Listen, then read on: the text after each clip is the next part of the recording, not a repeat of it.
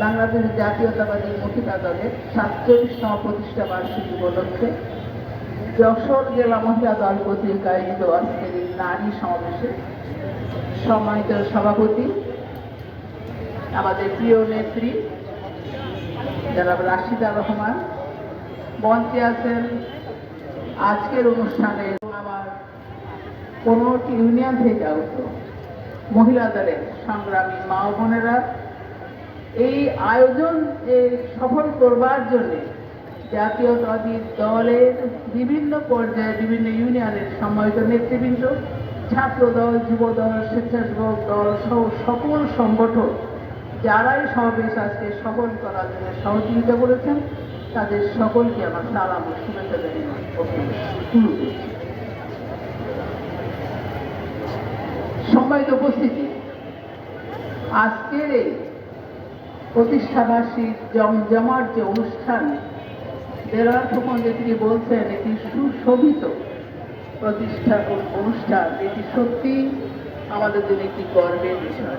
একই সঙ্গে এই মঞ্চে দাঁড়িয়ে আমরা প্রাণ খুলে কথা বলছি, কিন্তু মনে পড়ে 2022-এ জাতীয়তাবাদী মহিলা দল তার সম্মেলন এবং প্রতিষ্ঠা বার্ষিকীর আয়োজন করেছে এবং সেই আয়োজনে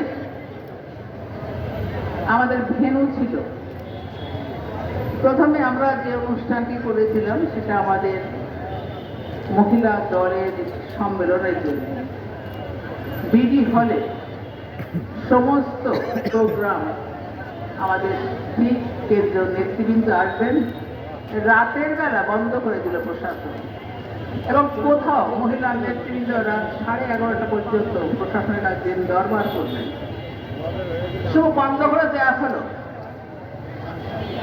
নাই পিছনে টাকায় নাই, এটি আমাদের গর্ব। আজকে দীর্ঘদিনের পরিশ্রমের ফল আমরা দেখতে পাচ্ছি।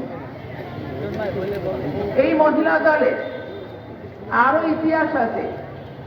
সীমান্তে কাঁটাতারের বেড়ায় যখন খেলা নিয়ে ঝুলছিল 16 সালে, তীব্র প্রতিবাদ সমর্থন সে কিন্তু একমাত্র যশোর জেলা জাতীয়তাবাদী মহিলাদের দল সেদিন ঝুঁকি নিয়ে টাহুনল মাঠে একটি প্রতিবাদ সমাবেশ আয়োজন করেছিল।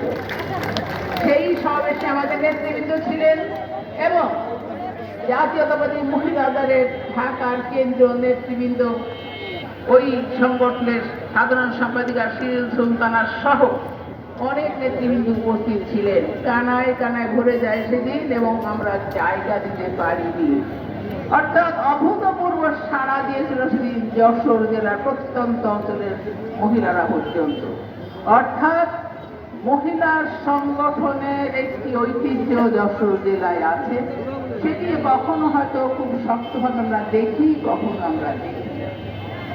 আজকে এই পর্যায়ে আসতে দিয়ে আমাদের দীর্ঘদিনের পরিশ্রম নিশ্চয়ই কাজ করেছে। এই জন্য প্রথমেই প্রতিষ্ঠা লগ্নে যারা আমাদের সাথে ছিলেন আমি শ্রদ্ধাভাবে তাদেরকে স্মরণ করি।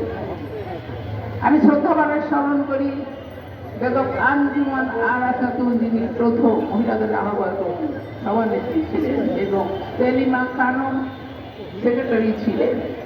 এরপরে ধাপে ধাপে সালেহা খাতুন কোকলা, চমরা, শিউলি, ফয়জুন্নেসা সিদ্দিকী সহ অন্যান্য নেতৃবৃন্দ।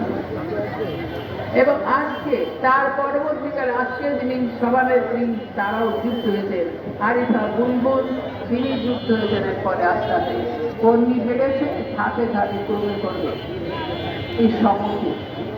96 সালে শেখ হাসিনার শাসন আমলে তীব্র আন্দোলন শুরু হয়েছিল সারা দেশ হাসিনা বিরোধী এবং পুলিশের যথারীতি নির্যাতন চলেছিল। সেই নির্যাতনের লাঠি পেটা এবং গণগ্রেপ্তারের সময় আমাদের আজকের সভানেত্রী সহ আমাদের 5 জন মহিলা নেত্রী গ্রেপ্তার হয়েছিলেন, তারা কারাগারে ছিলেন সেদিন। এবং এবারও এই আন্দোলনে আমরা দেখেছি আমাদের এখানে 8 জন মহিলা নেত্রী গ্রেপ্তার হয়েছিল। অর্থাৎ এবং আমাদের মহিলা নেত্রীদের কম বেশি সবারই গায়ে পুলিশের লাঠির বাড়ি পড়েছে, এখনো অনেকে সেই ব্যথা বহন করে, কিন্তু কাফেলা কিন্তু থেমে নেই। আজকে আমরা যারা এখানে এসেছি আর আগে যে বক্তারা বলে গেছেন আমাদের সামনে কি লক্ষ্য, একদম খালেদা জিয়ার নেতৃত্বে যে দল দীর্ঘ লড়াইয়ের নেতৃত্ব দিয়েছে, কিংবা জাতীয়তাবাদী মহিলা দলের যিনি প্রতিষ্ঠাতা শহীদ প্রেসিডেন্ট জিয়াউর রহমান যিনি স্বপ্ন দেখেছিলেন, তিনি বলেছিলেন ৭৮ সালের ১৬ই মে, তখনও জাতীয়তাবাদী মহিলা দল কিংবা দল প্রতিষ্ঠিত হয়নি, তিনি বলেছিলেন এই দেশের জনসংখ্যার অর্ধেক নারী, এদেরকে যদি পিছিয়ে রেখে দেওয়া হয় তাহলে জাতির উন্নতি আমরা আশা করতে পারি না। আপনি যদি সমৃদ্ধি চান তাহলে এই ৮ কোটি মানুষের সকলের কর্মক্ষম হাতকে কাজে লাগাতে হবে। অর্থাৎ তিনি ইঙ্গিত দিয়েছিলেন নারী পুরুষ সকলকেই সমানভাবে কাজ করবে। উনি যথাযথ তিনি বলেছেন নারীর যথাযথ মর্যাদা সুরক্ষা দিতে হবে এবং তাকে তারপরেই পরে আরেক দফায় তিনি বলছেন যে এই দেশে স্বাস্থ্য সেবাকে যদি দোরগোড়ায় পৌঁছাতে হয় তাহলে প্রতিষেধকমূলক যেসব চিকিৎসা, তার জন্য প্রচুর পরিমাণে প্রশিক্ষিত নারী এবং পুরুষ স্বাস্থ্যকর্মী দরকার।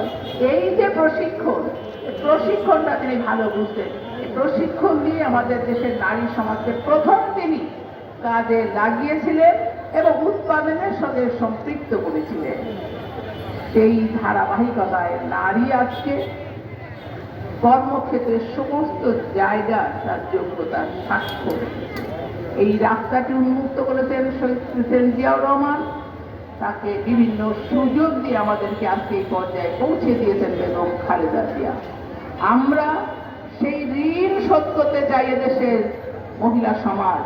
আমরা চাই যে সুযোগ আমরা পেয়েছি আগামীতে আমাদের পরের প্রজন্ম যাতে এই সুযোগ আরো বেশি করে পেয়ে মহিলা সমাজ সমস্ত বৈষম্য কাটিয়ে সমান মর্যাদায় প্রতিষ্ঠিত করে, সেই লক্ষ্য সামনে রেখে জাতীয়তাবাদী মহিলা দলকে আরো মজবুত করে আগামীতে রাষ্ট্র পরিচালনার দায়িত্বে জাতীয়তাবাদী দলকে যদি আমরা অধিষ্ঠিত করতে পারি তাহলে আমাদের স্বপ্ন পূর্ণ হবে। আমি সেই আশা রেখে আমার সকল মা বোনকে আহ্বান জানাবো, আসুন দলকে আমরা শক্তিশালী করি, প্রতিষ্ঠা করি এবং আমাদের স্বপ্ন বাস্তবায়নে লক্ষ্যে এগিয়ে যাই। ধন্যবাদ সকলকে। আল্লাহ হাফেজ। বাংলাদেশ জিন্দাবাদ। বাংলাদেশ জাতীয়তাবাদী মহিলা দল।